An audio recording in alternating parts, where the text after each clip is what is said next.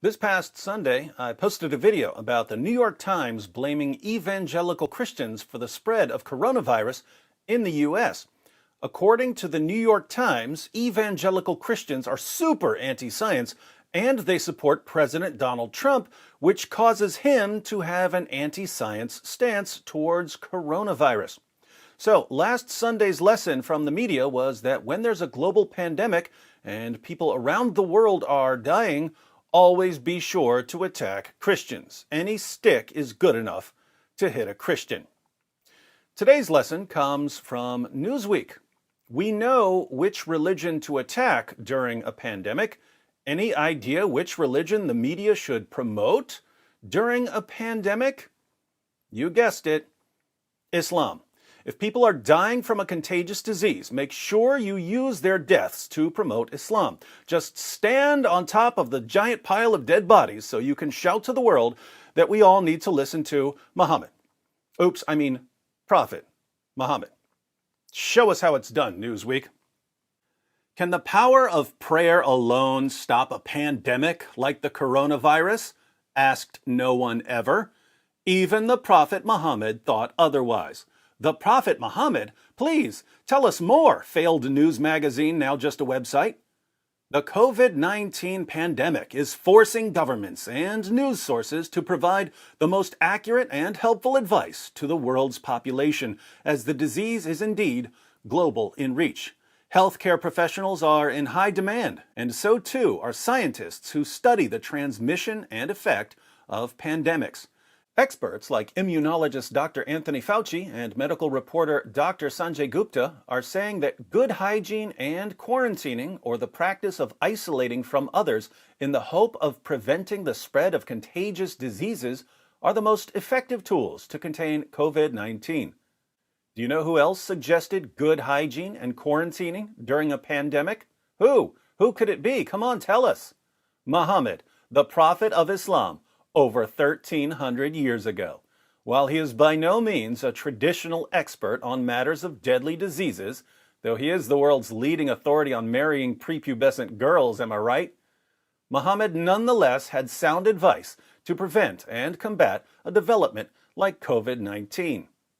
Before we even look at Muhammad's amazing advice for preventing and combating coronavirus, just try to grasp the absurdity of this article. We have doctors, nurses, health agencies, immunologists, biostatisticians, but Newsweek is telling us that what we really need to do is seek advice from an illiterate 7th century Arabian caravan robber. I am looking forward to this. Muhammad said, if you hear of an outbreak of plague in a land, do not enter it. But if the plague outbreaks out? Newsweek can't even afford editors now? What a garbage site. But if the plague outbreaks out in a place while you are in it, do not leave that place. Hey, that's a coincidence. I already made a video about this quotation. As we saw in that video, link is in the description box, when we read the quotation in context, Muhammad wasn't saying anything about people being quarantined because of a contagious disease. Muhammad didn't believe in contagious diseases. Instead, Muhammad claimed that Allah sometimes punishes an entire nation with plague. If you're a Muslim and you're part of a nation that Allah is punishing with plague, don't try to run, because running would mean that you're trying to escape Allah's punishment. If you're a Muslim and you're not part of the nation that Allah is punishing with plague, don't go to that nation, because you'd be entering a nation knowing that Allah is punishing it. Muhammad's command, which was only for Muslims, had nothing to do with Muhammad being worried about Muslims spreading a disease. Muhammad was worried about Muslims thinking that they could outsmart Allah and escape his judgment. Strange that Newsweek leaves all of this out and pretends that Muhammad was advocating medical quarantines. He also said those with contagious diseases should be kept away from those who are healthy.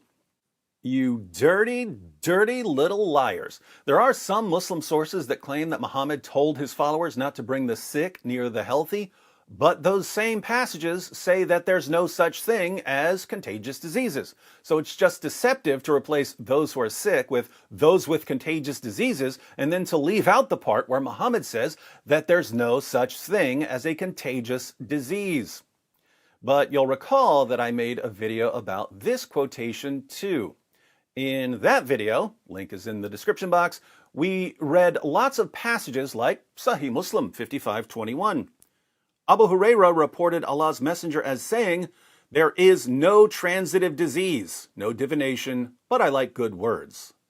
As we saw in my previous video, by transitive disease, Muhammad means a disease that is transmitted from one person to another. That would include what we call contagious diseases. And we read many more passages where Muhammad claims that there's no such thing as a contagious disease. Now, I stuck to passages from Sahih Muslim in that video. Let me give you two passages from Jami at-Tirmidhi to confirm what I'm saying. Jami at-Tirmidhi, 21:43. Ibn Mas'ud narrated, "The Messenger of Allah stood among us and said, 'One thing does not infect another.' So a Bedouin said, 'O Messenger of Allah, if a camel gets mangy glands and we leave it at the resting place of camels, then all of the camels get mange.'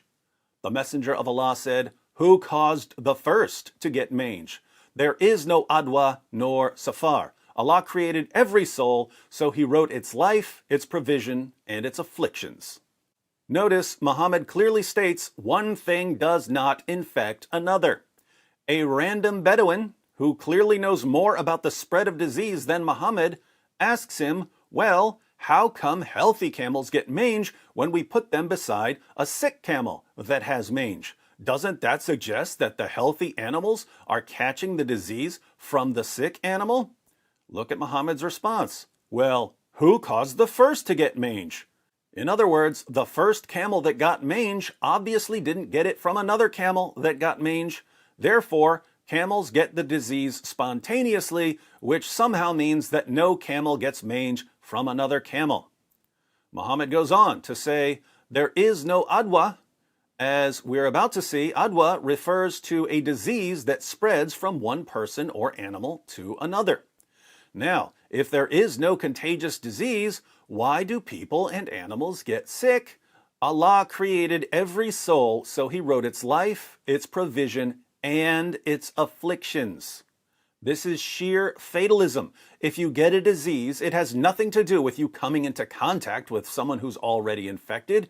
You were just destined to get the disease. Allah decreed it. Is this good medical advice? Let's read one more hadith on this issue. Jami at-Tirmidhi, 16:15.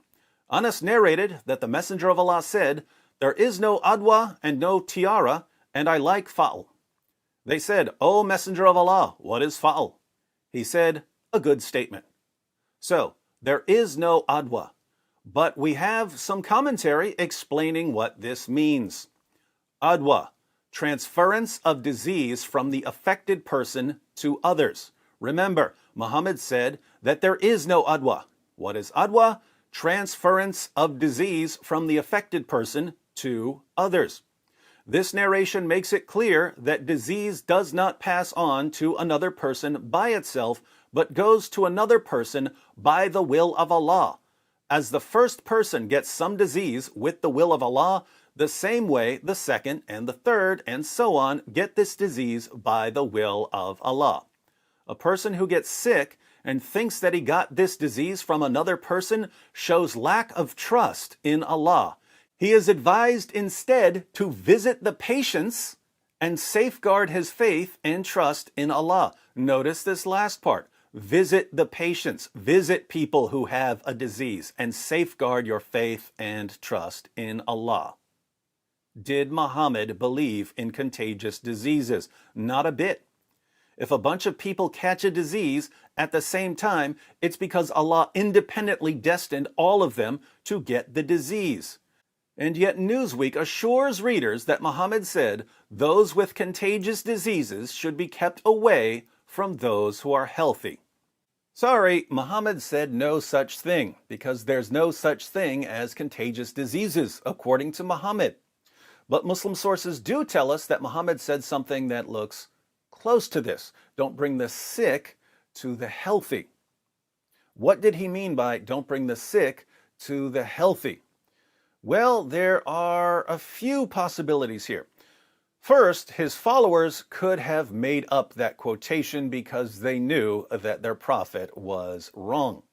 The reason I'm bringing up this possibility is that in the hadith where Muhammad says, don't bring the sick to the healthy, other Muslims catch Abu Huraira lying about what Muhammad said because he knew Muhammad was wrong. And Abu Huraira is the one reporting that Muhammad said, don't bring the sick to the healthy. Abu Huraira was already lying, so he may have been lying about this as well.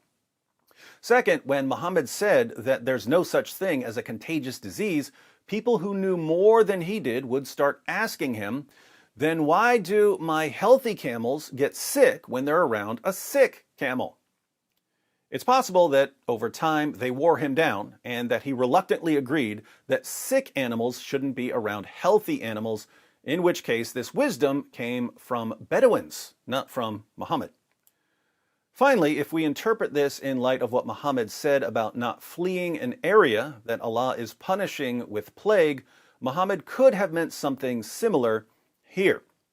Muhammad could be saying, if Allah is punishing those camels with mange, don't bring healthy camels around them because Allah might end up punishing them too. Whatever Muhammad meant, if he even said this, he still didn't believe in contagious diseases, and as a rule, if a man doesn't believe in contagious diseases, we shouldn't be going to him for advice about contagious diseases. Moving on. Muhammad also strongly encouraged human beings to adhere to hygienic practices that would keep people safe from infection. Consider the following hadiths, or sayings, of Prophet Muhammad. Cleanliness is part of faith. Wash your hands after you wake up. You do not know where your hands have moved while you sleep. The blessings of food lie in washing hands before and after eating. Well, assuming lots of people today don't know that they should wash their hands, it's good that we have a prophet to explain this. But as usual, there's a problem. We wash with soap and clean water. What would Muhammad and his companions wash with? Sunan Abu Dawud 66. Abu Sa'id al-Khudri narrated that the Messenger of Allah was asked, should we perform the wudu, this is the word for Muslim washings, from the well of Buddha, while it is a well that menstruation rags and dog carcasses and filth, meaning human waste, are thrown in? The Messenger of Allah replied, water is pure, and nothing impurifies it. Muhammad himself used the water from this well, as we read in Sunan Abu Dawud 67. Abu Sa'id al-Khudri narrated that he heard someone say to the Messenger of Allah, water is drawn out for you from the well of Buddha, while it is a well in which dog carcasses, menstruation rags, and filth are thrown. So the Messenger of Allah replied, indeed, water is pure, and nothing impurifies it. Muhammad and his companions would wash their faces and their mouths and their nostrils with water from a well that had used menstrual rags, dead dogs, and human urine and feces floating in it. Should we be taking advice from Muhammad about cleanliness? I have a separate video titled The Top 5 Most Disgusting Facts About Prophet Muhammad. The link is in the description box. Needless to say, the cleanliness problem gets much, much worse. Muhammad told his followers to suck on each other's fingers. Muhammad would suck on the tongues of little boys. Muhammad would have sex with all 9 or 11 of his wives in one night, but only take one bath. And worst of all, Muhammad was constantly covered in semen. If you don't believe me, you haven't been following this channel for very long. Do yourself a favor and check out that video, and you tell me whether Muhammad's advice can really help us stop the spread of coronavirus. The article continues. And what if someone does fall ill? What kind of advice would Muhammad provide to his fellow human beings who are suffering from pain? He would encourage people to always seek medical treatment and medication. Make use of medical treatment, he said, for God has not made a disease without appointing a remedy for it, with the exception of one disease, old age.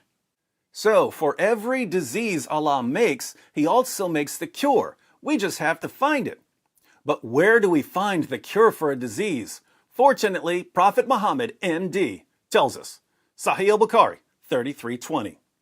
Narrated Abu Huraira, the Prophet said, if a housefly falls in the drink of any one of you, he should dip it in the drink. For one of its wings has a disease, and the other has the cure for the disease. Sunan Abu Dawud, 3844. It was narrated that Abu Huraira said, the Messenger of Allah said, if a fly falls into the vessel of one of you, then immerse it. For on one of its wings is a disease, and on the other is a cure. When it falls onto the wing on which is a disease, so immerse it fully.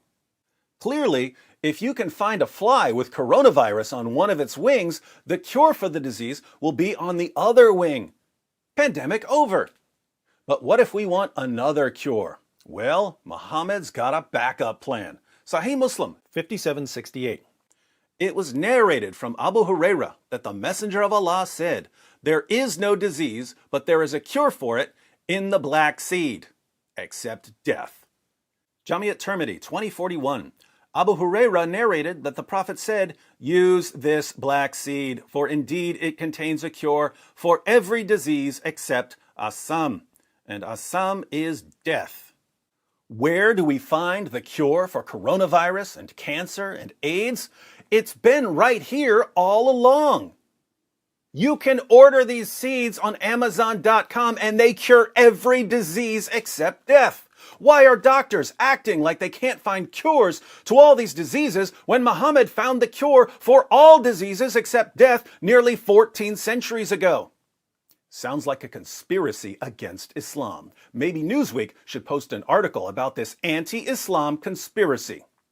But this conspiracy just can't stop Muhammad, because he is an unstoppable fire hose of good ideas. If you can't find a fly with coronavirus, and you can't get any black seed, and you end up catching coronavirus, Muhammad knows how to make you feel better, right before he dismembers you and burns out your eyes. Sunan an-Nasai, number 307.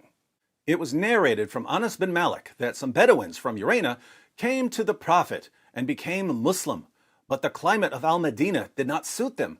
Their skin turned yellow and their stomachs became swollen.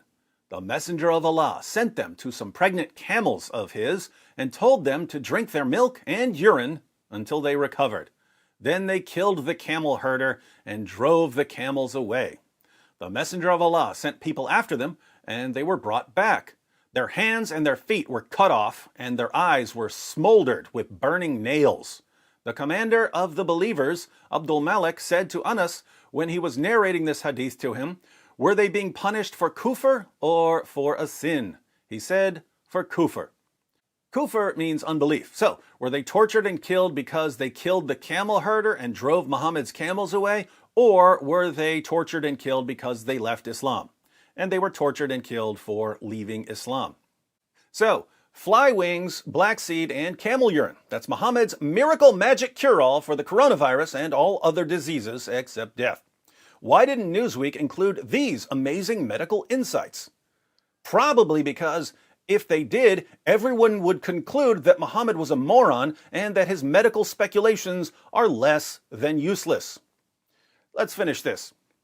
Perhaps most importantly, he knew when to balance faith with reason.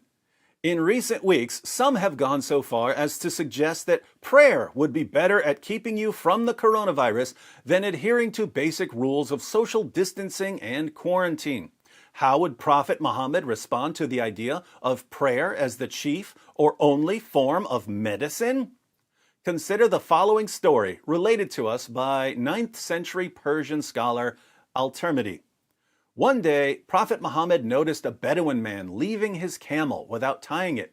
He asked the Bedouin, "Why don't you tie down your camel?" The Bedouin answered, "I put my trust in God." The Prophet then said, "Tie your camel first, then put your trust in God." Muhammad encouraged people to seek guidance in their religion, but he hoped they take basic precautionary measures for the stability, safety, and well-being of all. In other words, he hoped people would use their common sense. There you have it, Muhammad's brilliant medical advice. He told one of his followers to tie down his camel. It's a medical miracle. Tie down your camel. Muhammad solved coronavirus. Do you see how low the media sets the bar when it comes to Islam? Tie down your camel is so important that it deserves an article in Newsweek in the middle of a pandemic. Would Newsweek publish an article about anyone else saying something so unbelievably obvious? Lock your doors at night, ladies and gentlemen. Oh my goodness, I must be a prophet. I told people to lock their doors at night. Tie down your camel. We need Muhammad for that advice. What would happen if we actually followed Muhammad's advice? Well, after having sex with all our wives in a single night, we'd take a single bath in a giant vat of used menstrual rags, dead dogs, and human waste. Then we'd suck on the fingers of grown men and the tongues of little boys. We'd dunk disease-carrying flies in our food and walk around inexplicably covered in semen. And when we inevitably got sick, we'd eat a bunch of black seed and wash it down with a nice tall glass of camelade, aka camel urine. And we would die. Newsweek tells us that we need to seek medical advice from a man whose advice would get us all killed if we were stupid enough to follow it. Why does Newsweek post this garbage? Because modern media outlets are run by weak-willed half-wits who wouldn't know actual journalism if it smacked them in their mouths because they're too busy chasing the praise of woke leftist college students on Twitter. These media outlets are dying for a reason. They have no heart, and no spine, and absolutely no testicles. They're like jellyfish that have washed up on some barren shore, hoping that a social justice warrior will see them, have mercy on them, and toss them back into the water with a retweet. The only difference is that jellyfish do have testicles. Pretty pathetic when our journalists are less complex creatures than jellyfish.